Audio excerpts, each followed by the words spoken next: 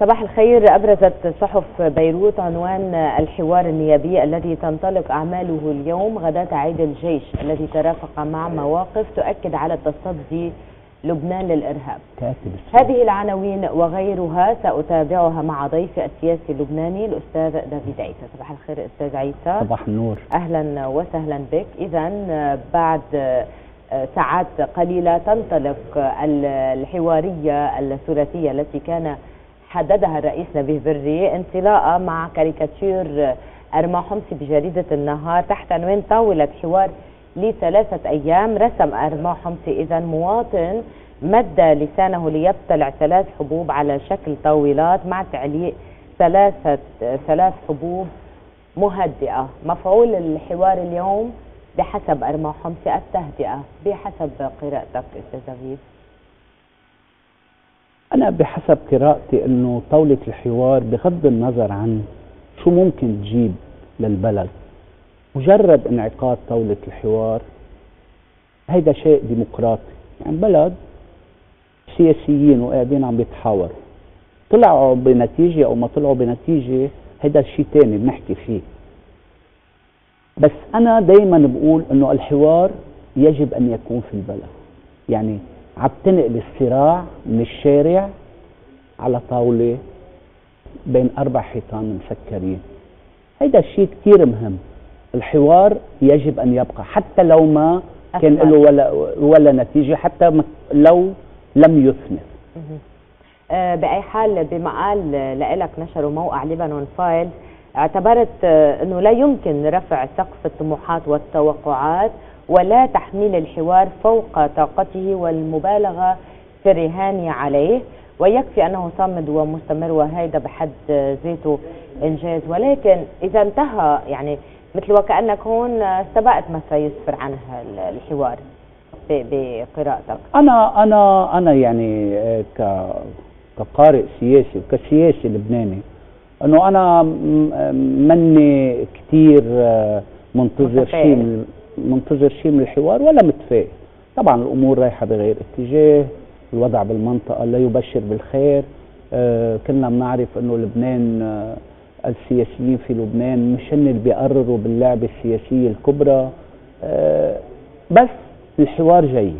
طيب مش هن اللي بيقرروا، ولكن اذا قرروا ياخذوا المبادره هل في حدا بيقدر يمنعهم؟ طبعا ارتباطاتهم وارتهاناتهم لا كل واحد عنده ارتباط سياسي.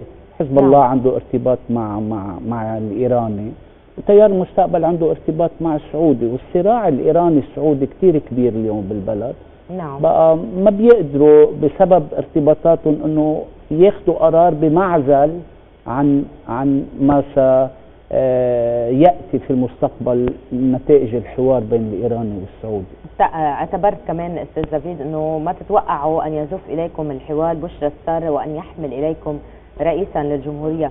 رح نحكي عن ظروف انتخاب الرئيس، ولكن اذا ما اثمر على هذا الصعيد لن يثمر على صعيد المواضيع الاخرى، يعني مثل الحكومه، قانون الانتخاب، يعني والملفات الاخرى المطروحه، الموازنه. انا بدي احكيك اليوم، بدي احكيك كمسيحي بالاول. انا شو ما عملتي لي اليوم ما بعتبر حالي وصل لي حق اذا ما في رئيس جمهوريه. نعم. انا كمسيحي اولا وكلبناني ثانيا، انا اذا ما في رئيس جمهوريه انا ما بيوصل لي حق. انا من الناس الذين يرفضون اي شيء قبل انتخاب رئيس جمهوريه. انا ضد قانون انتخاب، انا ضد انتخابات نيابيه، انا ضد انتخابات بلديه، انا ضد تعيينات اذا ما في رئيس جمهوريه. شو عم بيقول؟ لما هيدا البلد بيبقى ماشي هيك بهيدا الشكل، عم بيقولوا له للمسيحي اللي بيمثلوا رئيس جمهوريه هو الموقع المسيحي الاول في الدوله، عم بيقولوا له للمسيحي البلد فيك وبلاك بيمشي. انا هون بتعجب من بعض السياسيين المسيحيين وقت اللي بيطالبوا باشياء ونقيضه، وهيدا الشيء مني عم بفهم. يعني اليوم القوى السياسيه وخصوصا المسيحيه منها مفروض تجتمع كلها، تشيل خلافاتها كلها جانبا وتقعد مع بعضها وتقول نحن هيدا البلد اذا بده يبقى هيك من دون رئيس جمهوريه نحن ما راح نشارك بشيء. اجتمعت الأكثرية المسيحية بموقف يعني القوات والتيار الوطني الحر، اجتمعوا على ترشيح العماد عون ولم يعني يؤتى لقاء بأي نتائج. ألا يناقض هذا الأمر؟ أنا بدي أقول لك شيء، يعني نحن من الناس اللي هللنا الاتفاق اللي حصل بين العماد عون وبين دكتور سمير جعجع، وهذا شيء جيد جدا على المستوى المسيحي. نعم. ولكن أنا من أول نهار اللي شفت دكتور سمير جعجع وحكيت أنا وياه بالموضوع وخبرني إنه بده يعمل هيدا الاتفاق، كان جوابي واضح إنه هذا لن يوصل إلى انتخاب رئيس جمهورية. الاتفاق بين العونيين والقوات اللبنانية حتى لو اجتمعوا المسيحية كلهم سوا، نعم، مع الشيخ سامي جميل مع الوزير سليمان فرنجية كلهم سوا ما بيقدروا يجيبوا رئيس جمهورية. إذا ليش الصراع السني الشيعي في المنطقة هو أكبر بكثير من قدرة المسيحيين على انتخاب رئيس له. إذا ما كان في اتفاق لبناني شامل ما بيقدروا المسيحية حتى لو اجتمعوا كلهم سوا.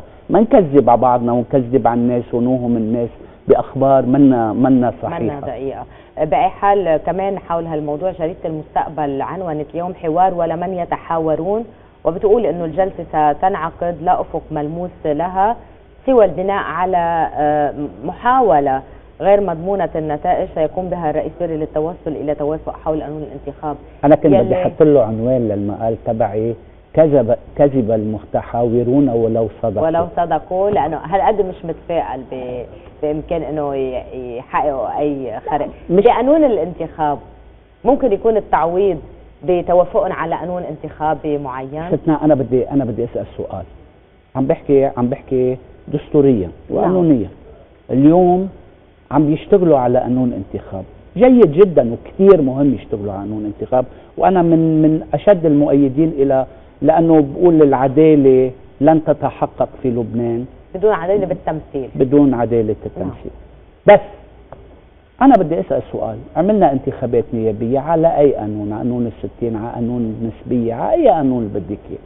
طيب في ظل غياب رئيس جمهوريه ماذا سيحصل؟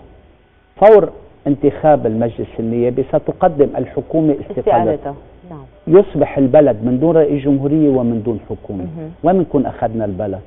أنا عم بسأل سؤال بكل، يعني منك موافق أنه تصير الانتخابات النيابية إذا ما كان في رئيس طبعا جمهورية؟ يعني إذا ما كان في رئيس جمهورية نوقع في الفراغ القاتل، يعني عم ندمر البلد، عم ندفنه للبلد. بلد بلا رئيس جمهورية وحكومة كيف بيقوم؟ كيف بيمشي؟ هل بتشوف انه في مسعى للوصول الى هذه الحال؟ يعني في من يسعى للوصول؟ اخشى ما اخشاه ان يكون هناك مخطط لحتى يوصلونا لهون، ومشارك فيه بعض السياسيين اللبنانيين. من اجل ماذا؟ الوصول من اجل مؤتمر تأسيسي؟ برك. نعم. رئيس بري بحسب نقول نصيف بيقول بلا سلة التسوية الله يستر، يعني بيقول ما في عندي، الرئيس بري يقول ما في عندي أمل 1% حتى 0 أو 100% سلة متكاملة تحت سقف الطائف أو لا شيء أبدا. هل المعادلة اليوم مثل ما بنفهمها يا ريت اللي بيقولوا الرئيس بري بنقدر نحققه.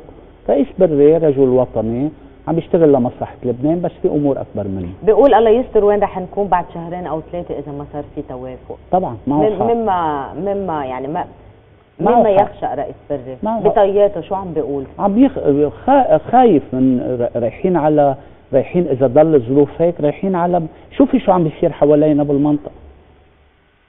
بوادر حرب عالمية ثالثة ما يحصل في المنطقة، هذا الإرهاب الذي يضرب هذا العالم. نعم، هيدي بوادر حرب. اللبنانيين القادة مش مدركين لهذا لحقيقة مدركين، ولكن أنا بدي أقول لك بكل أسف مدركين، ولكن خايفين، مطمنين بالهم إنه المجتمع الدولي اخذ قرار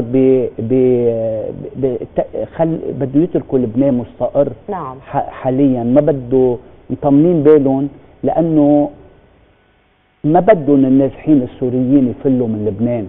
نعم. لانه اي مشكل بيصير بلبنان بده يفلوا على ابواب اوروبا. بقى عم بيعملوا مصلحتهم. الاستقرار في لبنان هو من مصلحه الغرب ومن مصلحه كل الدول المشاركه في المؤامره التي تحصل في هذا العالم. نعم، وبالتالي مأمنين انه الاستقرار محفوظ، في مظله تحفظ هذا الاستقرار، ولكن الى متى رح تقدر هالامور مضبوطه؟ يعني ما الذي يمنع ان تفلت الامور من عقالها بنهايه المطاف؟ ليك ست رولا، انت بتعرفي انه الحرب او لتفلت الامور من عقالها يلزمها دول داعمه ويلزمها سلاح ويلزمها دعم مالي. اذا نعم. هذا كله مش موجود والدول هيدي مين بيأمنها؟ دول. بيجوا دول بيعطوا مجموعات سلاح ومصاري. لما بيكون في قرار انه ما في حرب وهودي ما بيعطوا بهودي السلاح البسيط اللي عندهم اياه ما بيقدروا يعملوا حرب. طيب، مصلحة الغرب الحفاظ على استقرار لبنان، ماذا عن مصلحة ايران مثلا؟ كمان ايران عندها مصلحة بالاستقرار في لبنان. يعني اليوم عندك حزب الله موجود بسوريا عم بيقاتل بسوريا. ما في بده يخلي له ظهره مرتاح لحزب الله. كمان الايراني كل الاطراف وكل وحده لاسبابها الخاصه عندها مصلحه بانه يظل الوضع مستقر في لبنان. خلفيه حزب الله اذا ما كان في استقرار بلبنان تزعجه. بموضوع متصل بالحوار النهار حكيت عن السله المثقوبه التي تثقل عليها تراكمات اضافيه منذ انعقاد الجولات السابقه، وخصوصا مع بلوغ جلسات اللجان النيابيه المشتركه طريق مسدود بقصه قانون الانتخاب بين الاكثر والنسبه. هل فينا نقول انه اقصى ما يمكن ان تخرج به طاوله الحوار هو الاتفاق على الموازنه؟ معقول يصير في اتفاق لتمرير الموازنه؟ لانه بالغرب يعني ما بقى في تقبل لوضع لبنان. كل شيء بالمال وبالمصاري بيتفقوا. لانه لهم 10 سنين ما طلعوا بموازنه. يعني كل شيء بيأمن لهم تدفق مالي ونقدي وبيخليهم مرتاحين ماليا. بيتفقوا عليه السياسيين، ما تعتليها. كل شيء في فساد وسرقه ورشوه ومصاري وهيدا بيتفقوا عليه، بيتقاسم. احد الوزراء خبرني مجلس الوزراء قال لي دافيد بنفوت على مجلس الوزراء شيء معيب. قال لي بنقعد بنقول نحن بدنا هيدا المشروع، اذا بتمرقوا لنا هيدا المشروع بنمرق لكم هيدا مرق لك. خبرني اياه احد الوزراء جوا، يعني هلا وزير حالي مش انه وزير على هاي الحكومه. خبرني قال لي قاعد انا وياه عم بخبرني قال لي بنطلع ببعضنا نحن انه وين نحن. شيء معيب اذا بنحكي اللي بنعرفه. طيب ليش الامور وصلت لهذا الحد من اذا بدي اقول الجرأة بالمحاصصه وبالفساد؟ يعني ما بقى في شيء مخبى كما يقال، من اكبر ملف لاصغر ملف. بخلفيه راسهم السياسيين بيعتبروا انه البلد رايح على انهيار تام. بقى بيقول لك خلينا نحصل قد ما فينا قبل ما ينهار البلد. لا، مش لانه عارفين بالنهايه انه الشعب لن يحاسب استاذ دافيد بمحل معين.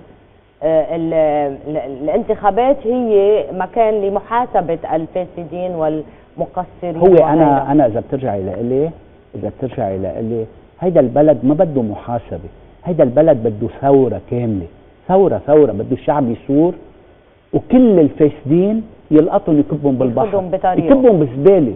ليه ما عم بثور هذا الشعب؟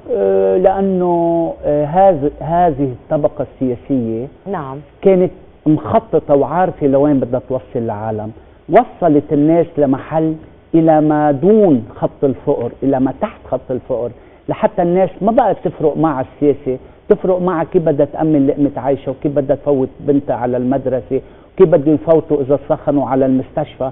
آخر همهم كيف هيدا حطوهم بهيدا المحل للناس لحتى ما يقدروا يحاسبوهم. فكروا بشيء آخر. أخيرا لنختم هذا القسم وحدها، اليوم جريدة اللواء تفردت بالإشارة إلى أنه رئيس بري إذا شاف أنه مساعيه ما رح توصل لصيغة مقبولة لتمرير الاستحقاق الرئاسي قد يبادر إلى تقصير أو اختصار جلسات الأيام الثلاثة.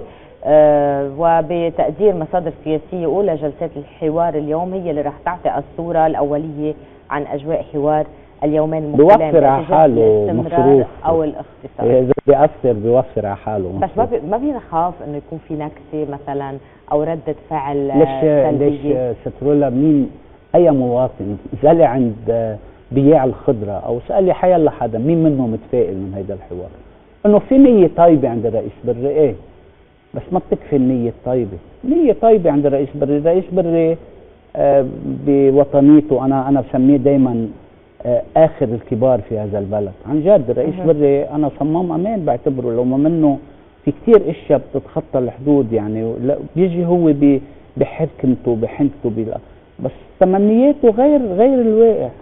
بعد الفاصل الجيش وعيده اليتيم وباقي المواضيع. كان لازم من اول الحلقه نقول ينعاد على الجيش وعقائد الجيش وما انتبهنا، هلا بنعيده. نربط باي حال عيد الجيش بمساله التعيينات وبمساله اليوم استاذ طلال سلمان كتب عن وصول او تنصيب من هو على راس المؤسسه العسكريه في القصر القريب. لحظات ونعود.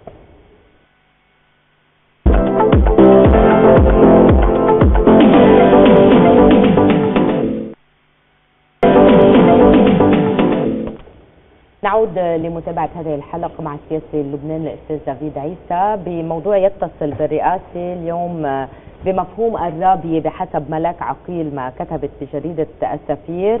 المسار الرئاسي منفصل عن الخلوة الحوارية، وبتقدير عون هذه الخلوة تمت الدعوة إليها لتبرير الفراغ، والرؤية واضحة بالنسبة إلى رابية إذا لم يتم انتخاب رئيس الجمهورية واسمه ميشيل عون في القريب العاجل، وإذا أعلن الفشل بإقرار قانون الانتخاب فالذهاب صار حتميا نحو المجهول. بتستند بمقالة لأجواء نقلتها عن أوساط وثيقة الصلة بالعماد عون إنه في انفتاح سعودي عليه، اتفاق نفطي وغازي مع رئيس بري، تقدم بموقف وليد جنبلاط لترشيح عون، انتقال نقاش رئاسي لداخل تيار المستقبل.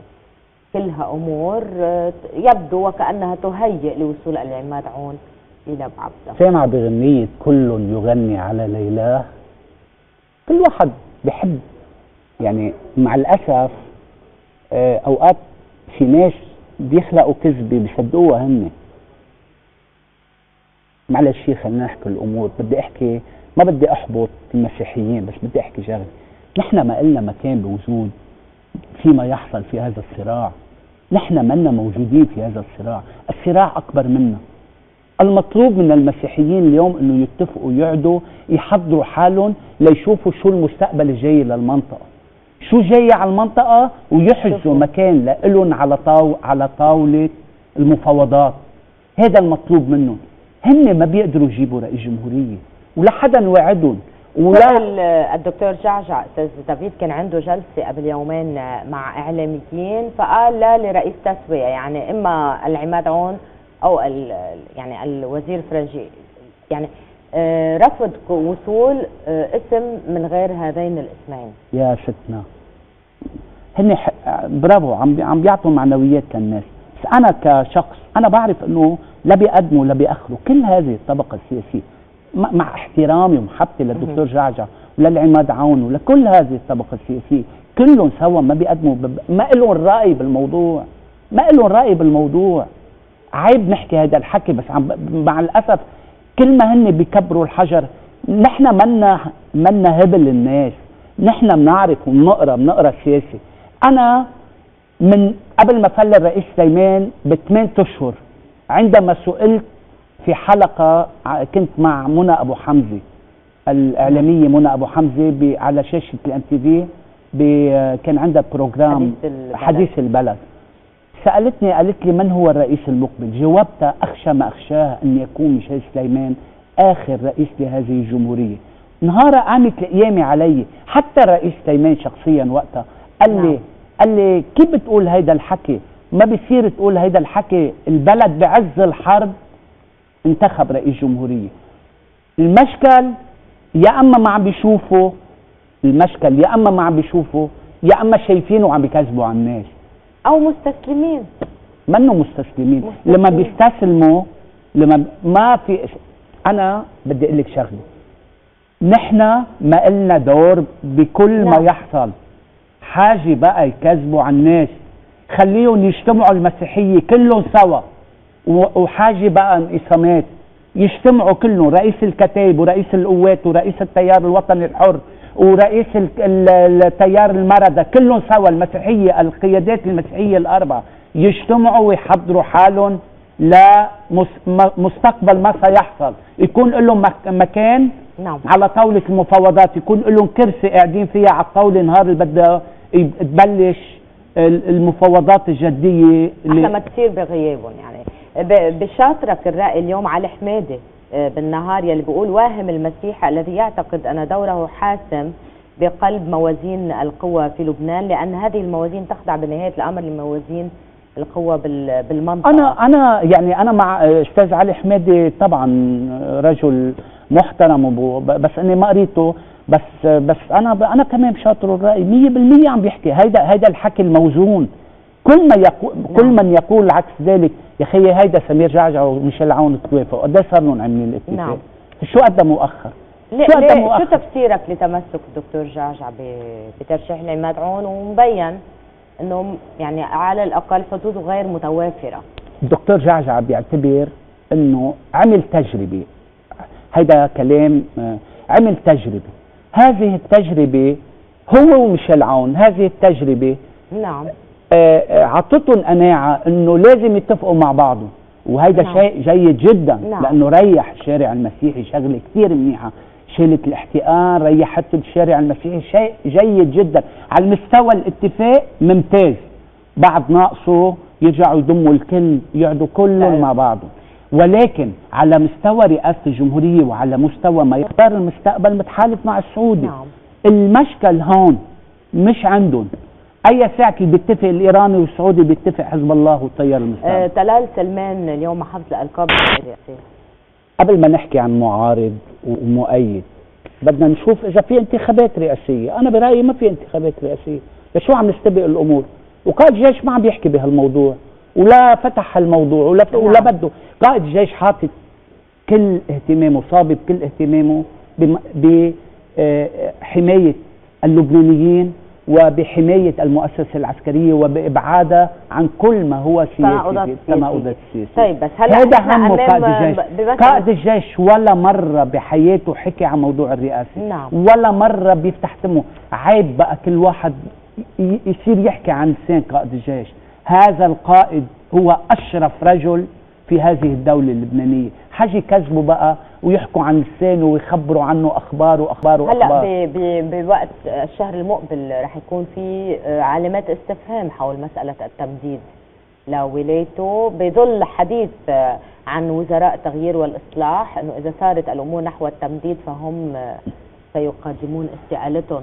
هل تعتقد أنه الوضع الأمني اليوم بالبلد والمهام الملقاة على عاتق المؤسسة العسكرية وقائدها تحتمل خضة من هذا النوع؟ لكن أنا بقول أنه كرامة هذه المؤسسة يبعدوا عن التجاذبات. كلهم بيعرفوا أنه التمديد لقائد جيش حاصل. اللي بيخبرك غير هيك بيكون عم يكذب. في تمديد لقائد ومن جيش. يعارضه؟ عندك يمكن النائب وليد جنبلاط منه موافق. حتى لو عارضوه، مين ما عارضوا؟ لو عارضوه.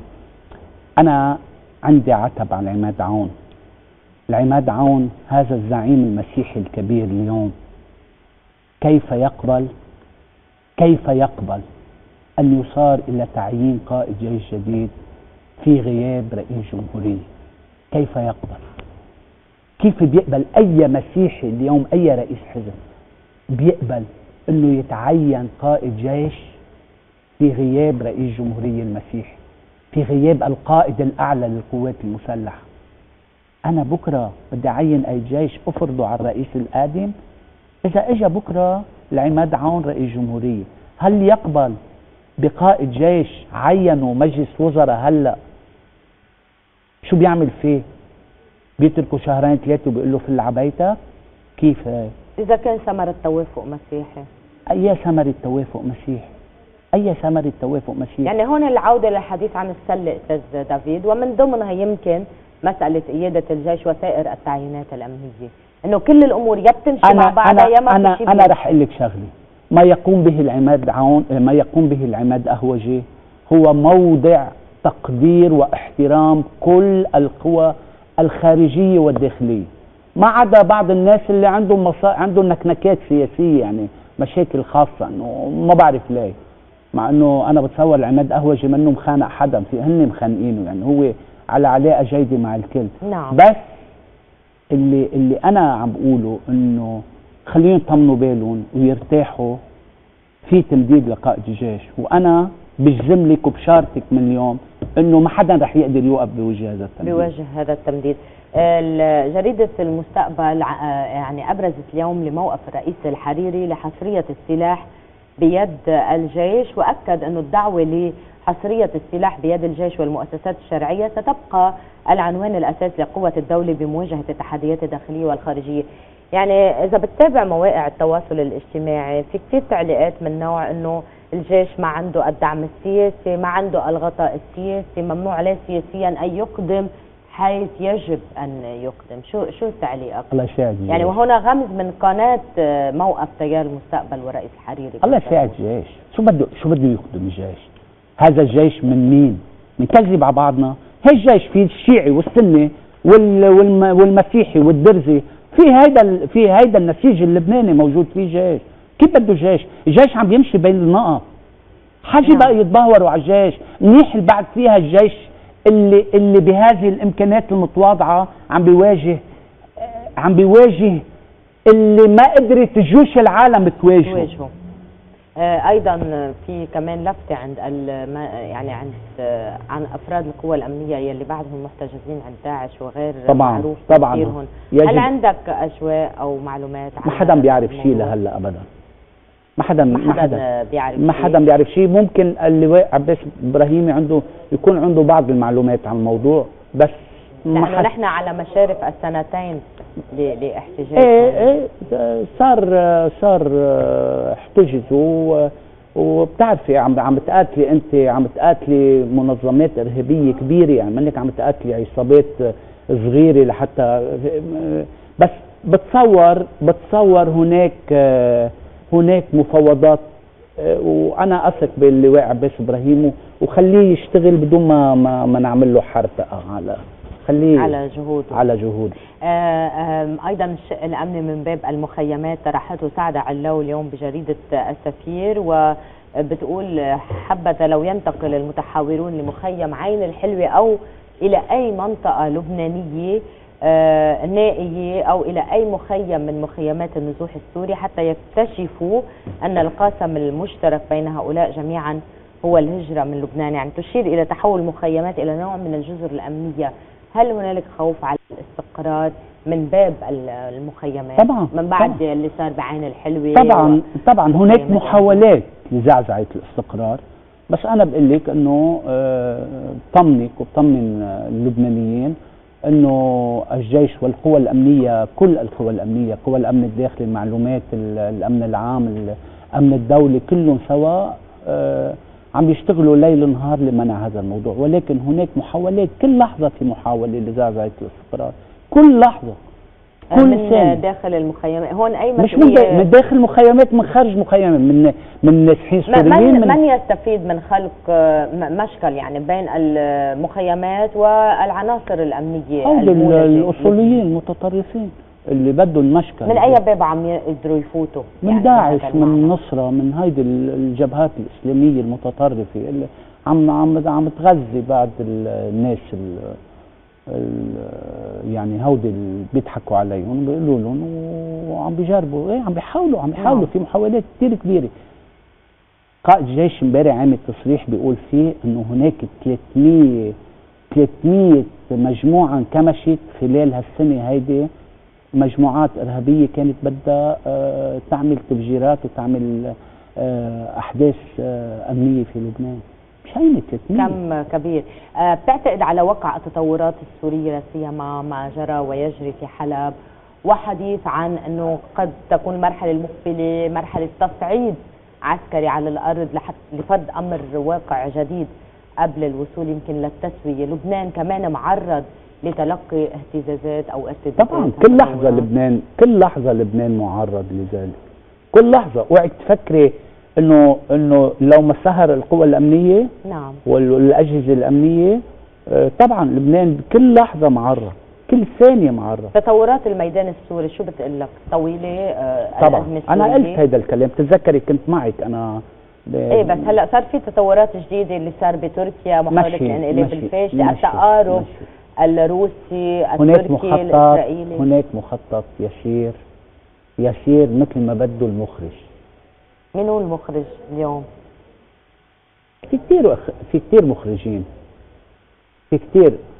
في مخرج امريكاني. هلا المخرج الامريكاني بس المستفيد، انا بقول لك من هو المستفيد الاكبر من كل ما يحصل؟ الامريكي الاسرائيلي طبعا. طيب هلا نحن على ابواب انتخابات رئاسيه امريكيه، هل علينا كمان ان نترقب من سيكون ضيف او من سيقطن في البيت الابيض لا يبنى على الشيء مقتضاه؟ طبعا اكيد. هلا وشو بيختلف وصول المرشحه هيلاري كلينتون على المرشح دونالد ترامب طالما طرحنا موضوع الرئاسه الامريكيه؟ يختلف انه اذا اجى ترامب هناك مؤشرات يعني التطرف في العالم سيقوى، لانه ما جرى باوروبا برايك ما غز حظوظ ترامب او حتى المرشحين جان ماري لوبين، حتى جان ماري لوبين ايه بفرنسا، جان ماري لوبين وترامب ايه، وهيدا عم بيقوي لهم حظوظهم وانا عندي شعور انه ترامب جاي رئيس جمهوريه، انه ترامب جاي رئيس جمهوريه. وهل علينا هنا ان نتوقع الأسوأ بناء عليه؟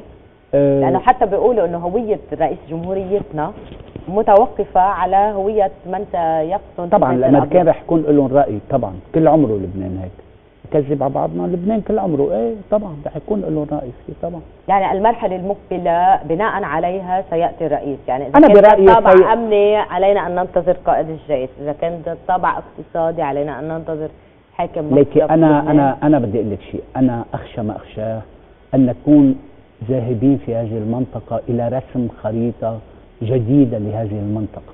أنا موضوع رئاسة الجمهورية وهذا كله ماني شايفه، يعني عم تحكيني أنت نرجع بنحكي برئيس جمهورية، ما يحصل هو أخطر بكثير. نعم. أنا بقول رايحين على التقسيم، المنطقة رايحة على التقسيم، حاجة نكذب على بعض. لبنان ما بعرف لبنان كيف رح يكون شكله، بس أكيد لبنان رح يكون رح يتأثر بما بتعتقد انه محاولة الانقلاب الفاشلة بتركيا هي جزء من هذا المخطط؟ طبعا اكيد، مش بعتقد اكيد. واللي صار من بعد هذه المحاولة هل تراه مبررا؟ ترقى بدولة كردية قريبة. هم طالبوا بأي حال بالاستقلال الذاتي. ترقب. بعد الفاصل رح نتابع حديثنا، رح نرجع للبنان لنقرا سوا هيك ما يجري داخل الأحزاب اللبنانية وسائر الملفات. لحظات ونعود.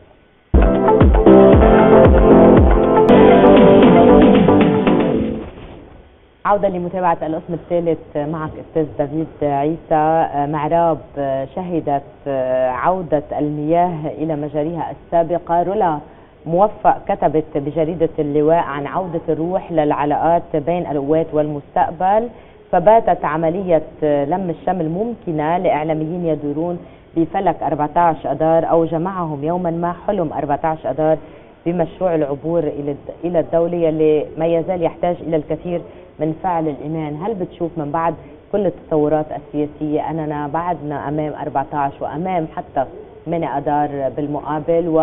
وكيف تقرأ اللقاءات المتقاطعة بين الفريقين؟ وين بعد فيه؟ خلاص ما بقى في 14 و8 أذار. سليمان فرنجية صار حليف سعد الحريري، ميشيل عون مرشحه، لا يعني انه ميشيل عون صار حليف سمير جعجع. انه الكتائب وين اذا هذا المشهد؟ ولاحظنا انه جمعك لقاء بالنائب سامي الجميل. ايه من يومين كنت عند الشيخ سامي، قعدنا حكيتوا بهذا الموضوع انه حكينا بكثير اشياء. انا بحبه للشيخ سامي، الشيخ سامي شاب واعد، شاب نظيف وبيطلع بالامور بشكل يعني شخص نظيف، بعده خامته جيده جدا بالسياسه، بقى قعدنا عملنا جلسه طويله، حكينا بالسياسه، حكينا بكل المواضيع. نعم. حكينا بجمله هالاشياء، انه طبعا في اصطفافات جديده اليوم وفي تحالفات جديده، وكل فريق عم بفتش على يشوف شو التحالفات الجديده اللي ممكن تحصل. خلص ما بقى في 8 و14. هيك برايك؟ مش هيك برايي. التحالفات الجديده رح تتبلور اكثر بالانتخابات النيابيه، او اذا فينا نقول الانتخابات البلديه اللي صارت اعطت صوره عن شكل هذه التحالفات. بعض هذه الانتخابات البلديه اعطت صوره في بعض المناطق. يعني بس بمحلات كانوا متخالفين، بمحلات اخرى متخالفين، يعني ما الموضوع السياسي منه له غير معايير. خليلي اصحاب، ما بدي اخانق كل الناس اليوم، ما بدي احكي.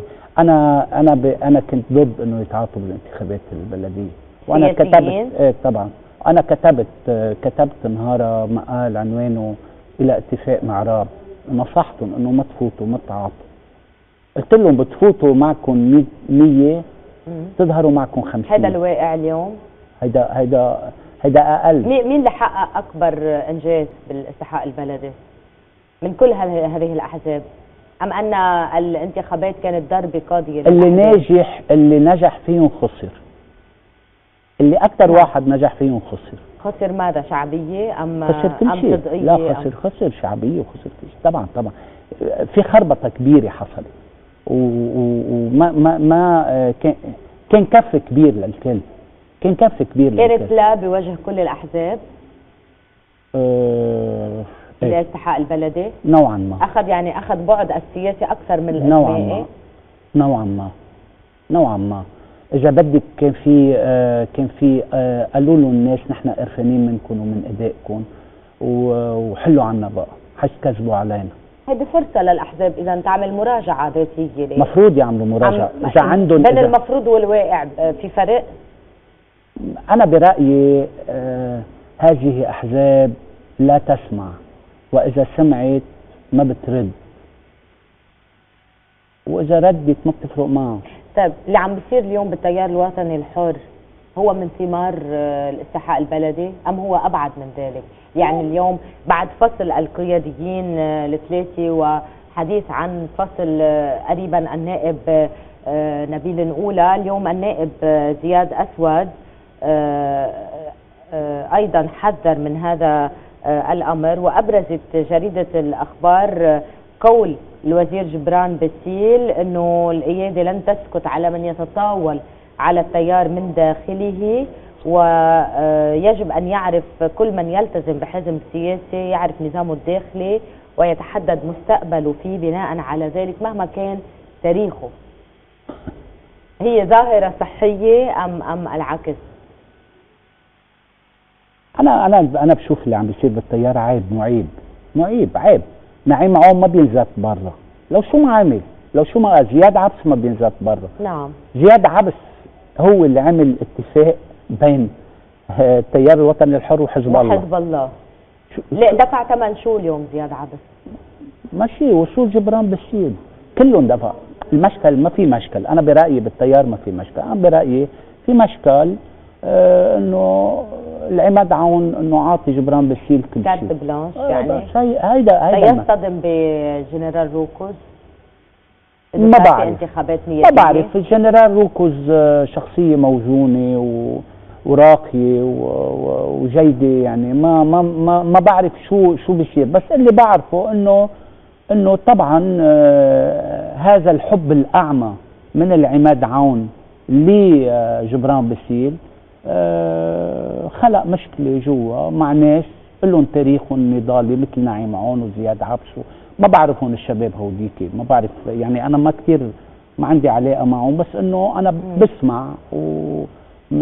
بسمع انه هودي نعيم عون شاب بيو من ناس الاساس التيار، لو ما من نعيم عون وبيو هو الشباب وتوني نصر الله وزياد عبس وهودي ما في تيار. بماذا يختلف فصل هؤلاء عن فصل الوزير سجعان أزي من حزب الكتائب؟ طالما عم نحكي عن قصه الفصل، انه كمان حزب الكتائب فصل الوزير سجعان أزي بعد كل المواقف والنضالات يلي وقفها الى جانب هذا الحزب ورئيسه ورئيسه السابق. ليكي سجعان أزي صديق وبحبه كثير هذيك المره ثاقبت كنا بمحل وحكيت انا وياه واعطيته رايي، وما بدي اقوله على التلفزيون رايي لاني بحبه للوزير عزة. الوزير عزة شخص ممتاز ومناضل وقديم. بس هو شاف من منظار استقالته، والحزب شافه من منظار. انا لو كنت مطرح الوزير عزة كنت بلتزم بقرار حزب الكتائب، لان حزب الكتائب هو وصلني. بس هو كان عنده راي غير معاكس، ما بعرف يعني. بس انا بقول لك، برجع بقول لك بحترمه، بحبه كثير وصديق. والوزير عزة ناضل وكان من اساس اللي وقفوا حد الكتائب وكذا. نعم. بس انا بقول لك لو انا كنت محله، نعم، انا جابني حزب الكتائب ما بتمرد عليه. حتى لو كان مغلط الحزب، انتبه علي، حتى لو كان مغلط الحزب ما له حق. كمان بتيار المستقبل صار مع اشرف ريفي. كمان يعني بالاحزاب في اوقات، كل الاحزاب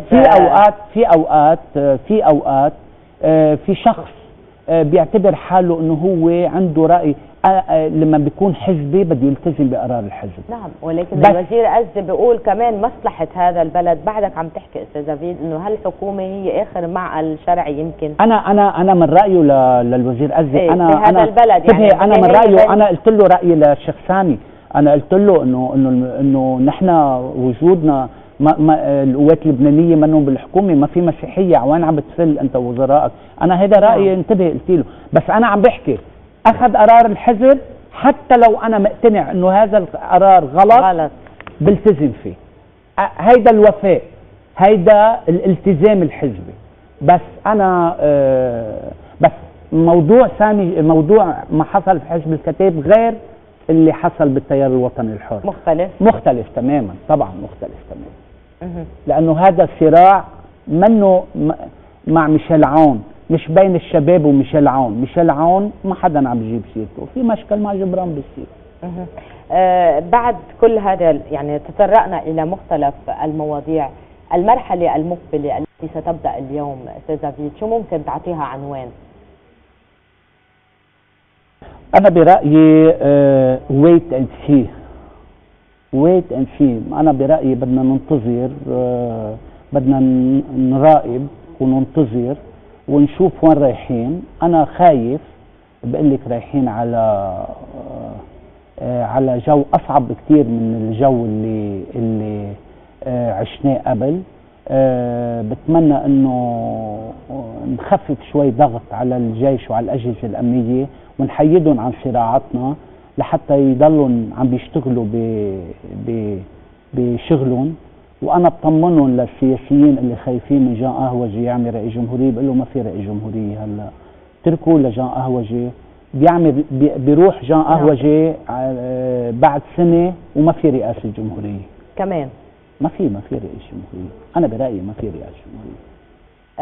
بالمقال لنرجع له اللي كتبته ونشره موقع لبنان فايلز، كان عندك يعني توقفت تحديدا عند المسائل يلي البلد مشغول فيها، منها ملف النزوح السوري بكل تعقيداته وامداداته، واعتبرت انه كاتب عنه هاي الجمعه الجايه تحول الى واحد من اخطر الملفات واكثرها تاثيرا وتهديدا للاستقرار اللبناني. بس هالملف منه جديد، ليش هالقد قلق عليه حتى انه كاتب عنه مثل ما عم تقول مقالك؟ ايه لانه اذا بتعمل ستاتستيك على كل ما يحصل في لبنان، كل العمليات الارهابيه، كل المنظمات اللي عم تنكمش كلها سوريين.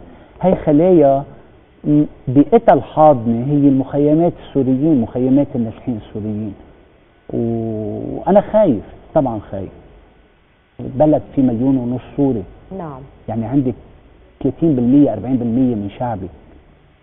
كان في موقف للرئيس سلام بقمة نواكشوط ناشد فيه يمكن المساعدة على حل هالموضوع أو نقل النازحين إلى مناطق آمنة على الحدود بين سوريا ولبنان. الله يعطيه العافية للرئيس سلام، هقول أكثر من هيك. الله يعطيه العافية، الله يقويه إن شاء الله على طول يطالب هيك. هل ممكن هذا الطلب؟ نحن ملف مثل هذا يجب على اللبنانيين جميعا أن يواجهوا له. نعم. بس مع الأسف هذا الملف تحول إلى ملف حتى مذهبي وطائفي، وإنه هون بيصير في أكثرية وهون بيصير في أقلية وهون ما بدي احكي فيه. النزوح السوري بيشبه اللجوء الفلسطيني؟ ابشع. بأي معنى؟ بمعنى انه انا خايف، بخوفني. متشائم جدا استاذ زفير بهذا الموضوع كثير، وبكل المواضيع، بكل مش المواضيع. بس بهذا الموضوع. على امل انه لقائنا المقبل يكون اكثر تفاؤلا، تكون نطرنا وشفنا مثل ما قلت ويت اند سي. نحن وصلنا لختام وقتنا. قاعد تعملي معي 5 مقابلات وبضل بضلك الوضع بنفس مش انا بضل الوضع مثل ما هو. اذا اوقات في ناس مثلا بيسافروا لبرا، حدا مسؤولين هيك مثلا بتلفونوا لي شو الاخبار، شو الوضع بلبنان، بقول له قديش هلا غايب، بيقول لي صار لي والله جمعتين طول، بقول له روح بعد 2 وطاعه بضل. هو له الوضع هيك من وقت ما خلقنا، ويمكن قبل وبيقولوا لننطر ليزبط وضع البلد، على امل انه يزبط. استاذ دافيد عيسى اهلا وسهلا فيك، شكرا جزيلا لحضورك في تلفزيون مستقبل. شكرا. اهلا وسهلا فيك، شكرا للمشاهدين على المتابعه، والى اللقاء غدا باذن الله.